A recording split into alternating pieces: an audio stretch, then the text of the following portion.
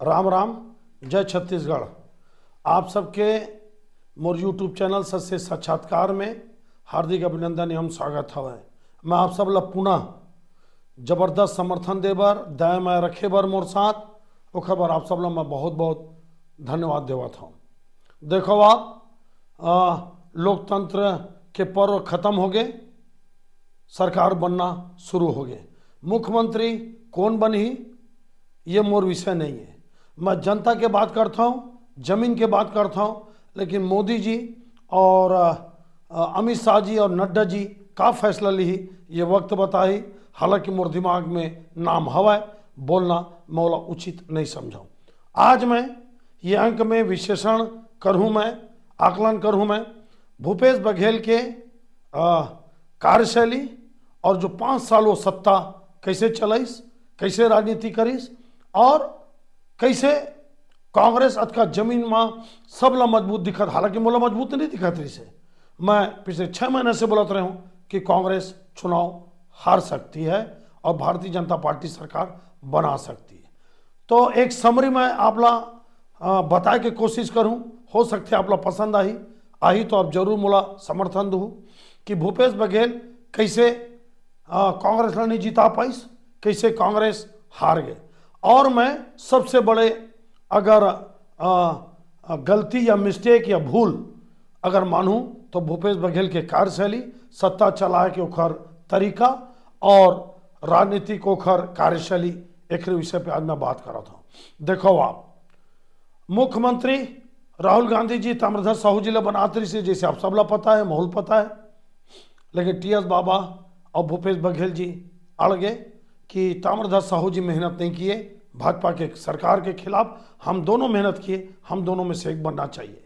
जब 2.5 साल की बात आई कि 2.5 साल में कौन पहले मुख्यमंत्री बनेगा, तो जहां तक मेरे को पता है, सही गलत अलग बात है, आप आकलन करिएगा, टीएस बाबा बनने वाले थे। लेकिन टीएस बाबा खुद होके बोले कि पहले 2.5 साल भूपेश जी को बनने दीजिए। तय हो गई बात, भूपेश बघेल जी मुख्यमंत्री बन गए और ग्रामीण अर्थव्यवस्था को मजबूत करने का नारा दिए, नरवा गरवा घुरवा बाड़ी। लेकिन दुख के साथ कहना पड़ता है कि पूरे 5 साल इस योजना पे वो ध्यान नहीं दिए। किसी गांव में वो बड़ा घुरवा नहीं बनाए, किसी गांव में वो गरवा के लिए विशेष प्रबंध नहीं कर पाए। गोठान में आप सब जानते हैं कि मनरेगा का पैसा लग रहा था, ये भी योजना फेल हो गई। बाड़ी आप पता कर लीजिए, बाड़ी के लिए कहीं काम नहीं हो पाया। नरवा गरवा घुरवा बाड़ी गाय के लिए, किस हाईवे के किनारे आप गौशाला बनाए?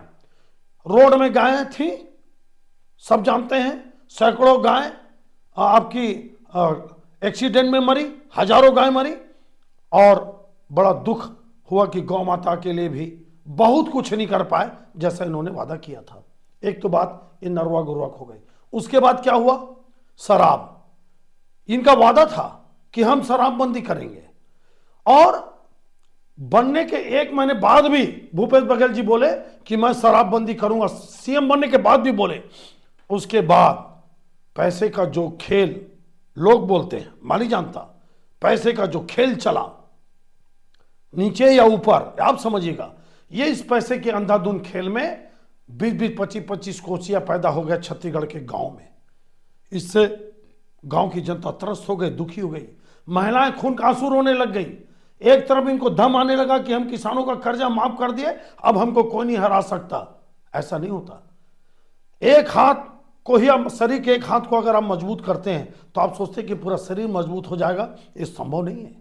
एक हाथ आपका मजबूत था, लेकिन दूसरा हाथ, दूसरा पैर, शरीर के और अंग को आप कमजोर करते चले गए। आप घोटाला ऊपर घोटाला होता गया, पीएससी घोटाला हो गया, लोगों ने आरोप लगाया, सही है गलत आप आकलन करना। गोबर घोटाला हो गया, आप गोबर बेचने की बात किए, लेकिन उस गोबर का बेचने का फायदा कितने लोगों को मिला? लेकिन आपको दिमाग में यह था कि गांव-गांव में गोबर बेच के लोग करोड़पति अरबपति बन रहे हैं। ये एक प्रकार से ओवर कॉन्फिडेंस था। उसके अलावा आप किसानों को बिजली ठीक से नहीं दे पाए और प्रभु राम को गाली बके जाने लगा। ऐसा लगने लगा कि शायद भूपेश बघेल जी भी भयंकर जातिवाद की राजनीति से ग्रसित हो गए। शहरों में लोग अलग राजनीति चाहते थे। शहर में भी आप वही गोबर की योजना, नरवा गुरवा की योजना और दुनिया भर का। शहर के लोगों को इससे क्या मतलब है? शहर के लोग तो चाहते हैं कि आपका वहाँ पे शासन हो, आपका अपराध कम हो, शांति व्यवस्था कायम हो, लोगों को स्वच्छ पानी मिले। और नगरीय निकाय चुनाव, नगरीय निकाय चुनाव देखिए आप पूरा नगर में साफ हो गया। रायपुर का एक इशू बता चुका हूं मैं। रायपुर नगर निगम बहुत बड़ा इशू था। मैं बोल चुका था कि 7 सीट हारेंगे। इन्हीं के आदमी को बोल चुका था मैं, भूपेश बघेल जी के, कि आप नगर निगम में एक ऐसे आदमी को बैठाए हो, जो भी आप इशारा समझिए, आप ये 7 सीट आपको हरवाएगा। क्या मजबूरी थी कि जब पार्षद पूरे विरोध कर रहे थे कांग्रेस के, फिर ऐसी क्या मजबूरी थी कि दबाव बना के आप अपनी इच्छा को थोपे? क्या हुआ? बिलासपुर में हार गए, रायपुर में हार गए, दुर्ग में हार गए, अंबिकापुर में हार गए, रायगढ़ में हार गए। आप ऐसे पूरे सीट हार गए। और आप देखिए, आपको ईमानदारी से कांग्रेस के बारे में अगर आप सोचते तो 2.5 साल बाद आप ईमानदारी से टीएससी के लिए आप कुर्सी को छोड़ देते। आप तो इससे एक मैसेज जाता कि भूपेश बघेल ईमानदार नेता है, भूपेश बघेल की छवि में इजाफा होता।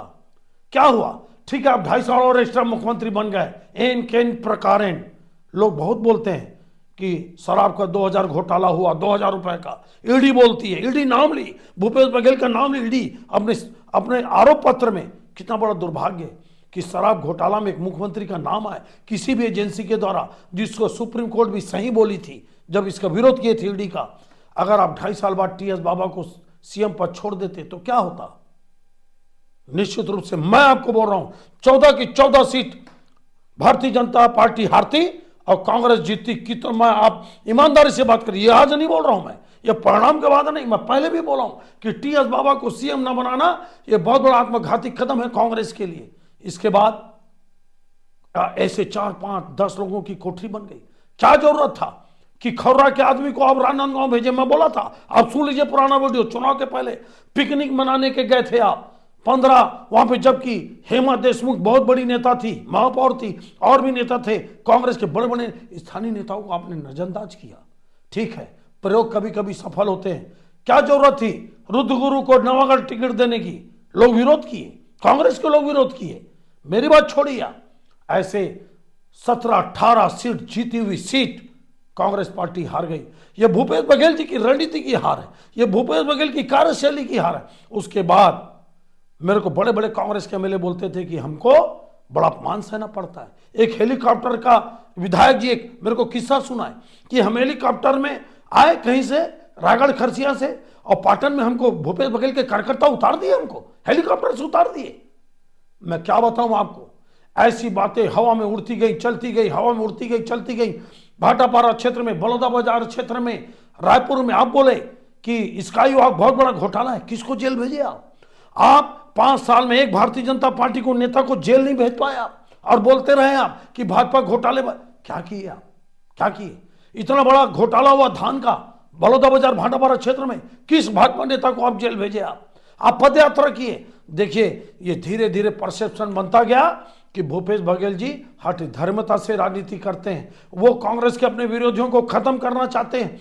वो टीएस बाबा को 5 साल लगातार अपमानित किए, धनेन्द्र साहू जी को अपमानित किए। धनेन्द्र साहू जैसा नेता, इतना बड़ा, इतना सक्षम, इतना लोकप्रिय नेता, उसको आप मंत्री नहीं बनाए।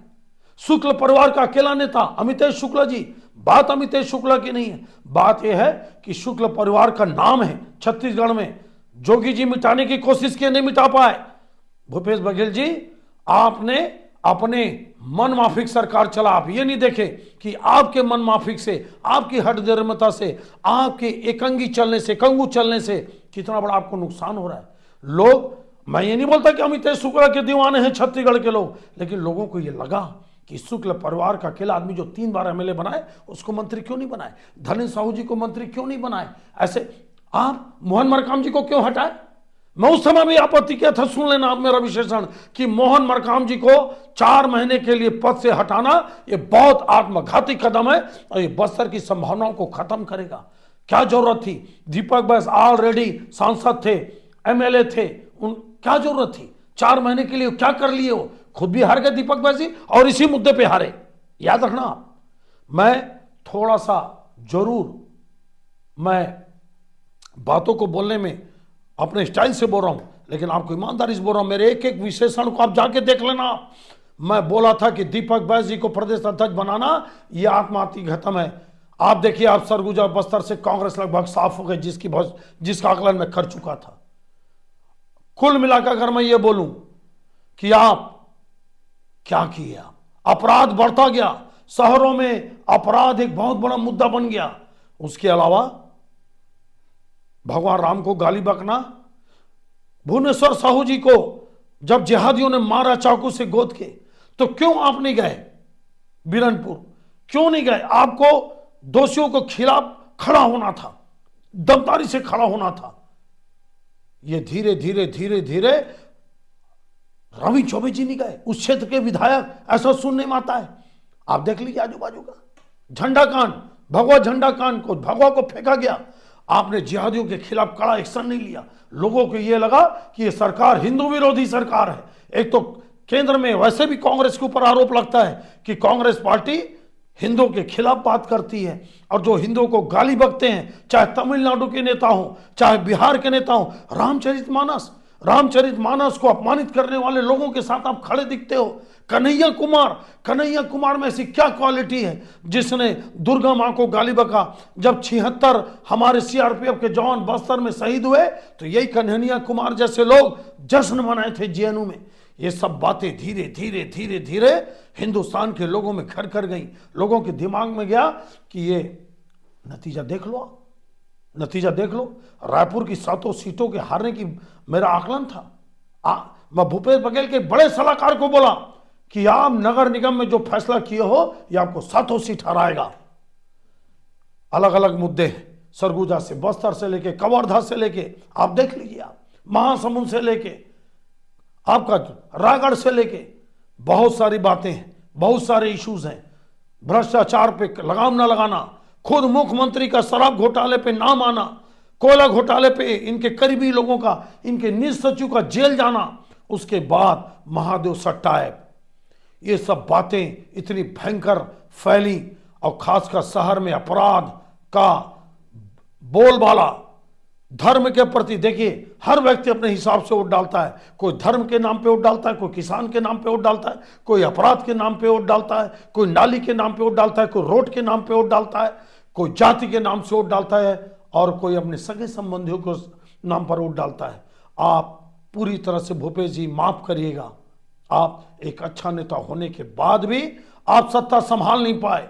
आप अपना अपना करने लगा कांग्रेस के अंदर, और आपने कांग्रेसियों की भावनाओं को नहीं समझा, कार्यकर्ताओं की भावनाओं को नहीं समझा, आप जनता को पकड़ नहीं पाए। आपको लगा कि मैं कर्जा माफ किया हूं, और बड़ा बड़ा फ्लैक्स टांगे आप गांव गांव में करोड़ों अरबों रुपए खर्चा करके, लेकिन उस फ्लैक्स को देख के जनता दुखी होती थी, कटाक्ष करती थी कि मेरे गांव में गोठान नहीं बना, और आप गोठान की होर्डिंग टांग दी। आप काश कांग्रेस का हाईकमान समय रहते जागता, काश भूपेश बघेल जी कांग्रेस के हित के बारे में सोचते, काश भूपेश बघेल जी शराबबंदी की ओर, शराब के खिलाफ कड़ा एक्शन लेते, इतना कड़ा कानून बनाते कोचिया लोग के खिलाफ, अवैध शराब के खिलाफ, कि जो शराब बेच रहा था उसकी रूहें कांप जाती, 2-2, 3-3 साल उनको जमानत नहीं होता। लेकिन मैं क्या बताऊं, रेडी टू ईट छीन लिया। महिलाएं इतना अच्छा काम कर रही थी, महिलाओं के समूह से आप रेडी टू ईट छीन लिया। बताइए, एक ठेकेदार बना दिया। ये किसका सलाह था? भूपेश जी, जो भी आपको सलाह देता था वो आपके दुश्मन थे या अपरिपक्व थे। मैं ईमानदारी से बोल रहा हूं, ये मेरी समरी है, ये मेरा आकलन है। बहुत सारी बातें हैं, बहुत सारी बातें हैं।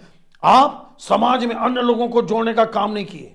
आप ये सोचे कि मेरी सत्ता 67 सीट से आ गई है, मेरे को किसी की जरूरत नहीं है। ऐसा नहीं होता। आपको डे टू डे आकलन करना था अपने एमएलए का, आपको मंत्रिमंडल में फेरबदल करना था, मंत्रियों को बदलना था। यही गलती आखिरी के 5 साल में डॉक्टर रमन सरकार ने की कि मंत्रियों को बदल देते, विधायकों को बदल देते।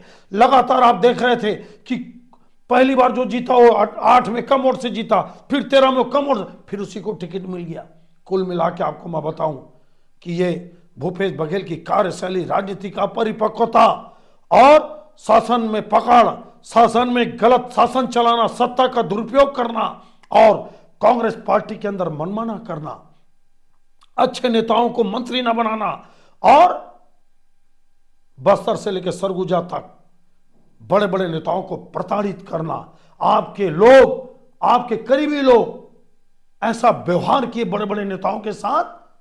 देखिए आप रायपुर में आप क्या सोचते हैं, लगभग 4000 बूथ में से 100 बूथ जीते हो आप, ये क्या है? ये नगर निगम का जो आपका फैसला है आदरणीय भूपेश जी, ये नगर निगम का फैसला आपको 7 सीट पे डुबा दिया। 7 सीट, आपके मंत्री चुनाव हार रहे थे, आप टिकट नहीं काट पाए, जबकि पर रिपोर्ट था। बच्चा बच्चा हमारे जैसे लोग भी बोल रहे थे हम तो कोई बहुत ज्ञानी नहीं है, हम तो बहुत ज्ञानी नहीं है, हम तो बस एक गांव के किसान के बेटे हैं, किसान करते हैं, छोटे से गांव से सरकारी स्कूल में पढ़ के निकले हम, कोई बड़े बाप के बेटे नहीं, हमारे कोई बाप दादा विधायक सांसद मंत्री नहीं, लेकिन हमारे जैसा आदमी स्पष्ट बोल रहा था कि ये सरकार सही रास्ते पे नहीं चल रही है। ये आकलन, ये विश्लेषण आप जरूर कमेंट्स करके बताना। अगर आपको अच्छा लगा होगा, आप किसी भी पार्टी में हो, देखिए आप, मैं जो सच है या मेरे को जो सच लगता है मैं वही बोलता हूं, और मतलब बेबाक बोलता हूं मैं। शायद कुछ को पसंद ना आए, माफ करना, आप मेरे को पसंद नहीं आता तो कोई बात नहीं, लेकिन जो मेरे को समझ में आएगा मैं वही बोलूंगा। आप ईमानदारी से याद रखिए। अब मैं भारतीय जनता पार्टी की आने वाली सत्ता पे भी नजर रखूंगा, कौन विधायक कैसा काम कर रहा है, कौन मंत्री कैसा काम कर रहा है, रिपोर्ट बनाता जाऊंगा मैं। लेकिन फिर मैं बोल रहा हूं, अंत में भारतीय जनता पार्टी की सरकार से, मोदी जी से, अमित शाह जी से, नड्डा जी से, आने वाले मुख्यमंत्री मंत्री से हाथ जोड़ के विनती है, एक छत्तीसगढ़िया किसान का बेटा आपसे विनती करता है कि आप शराब पे रोक लगाइए, शराब के खिलाफ, अवैध शराब बेचने वालों को आप पोटा लगाइए, इतना कड़क रासुका लगाइए उसके खिलाफ, और शराबबंदी करिए, गांव गांव में शराब को बंद करिए, दुकानें बंद करिए, और जो पीते हैं उनके लिए पीने का परमिट सिस्टम है, जो आपको अच्छा लगता है उनको आप दीजिए, लेकिन दुकानें पूरी बंद करिए। यही अंतिम में मेरी हाथ जोड़ के प्रार्थना है। और किसानों को 2 फसली पानी दीजिए, उनको 24 घंटा बिजली दीजिए। भूपेश जी नहीं दे पाए, 12-12 घंटा बिजली कटौती थी अटल ज्योति में। यही अंत में मैं बोलना चाहूंगा, छत्तीसगढ़ महतारी का वंदन करते हुए, कि भूपेश बघेल जी और कांग्रेस पार्टी अपनी गलतियों से सीखेगी, हमारे जैसे लोगों की बातें भी सुनेगी, और भारतीय जनता पार्टी सुशासन लाएगी। सिर्फ रोड, पानी, रोड देना, रंगमंच बनाना, सामुदायिक भवन बनाना, ये विकास नहीं है। आप समाज में और गांव में शांति लाइए, ये तभी होगा जब शराब के खिलाफ और अवैध शराब और शराब के खिलाफ आप कड़ी कार्रवाई करेंगे। इंतजार रहेगा। यह विश्लेषण, ये आकलन आपको कैसा लगा, कमेंट्स करके जरूर बताइए। आप सबको बहुत बहुत धन्यवाद। जय हिंद, जय छत्तीसगढ़ महतारी।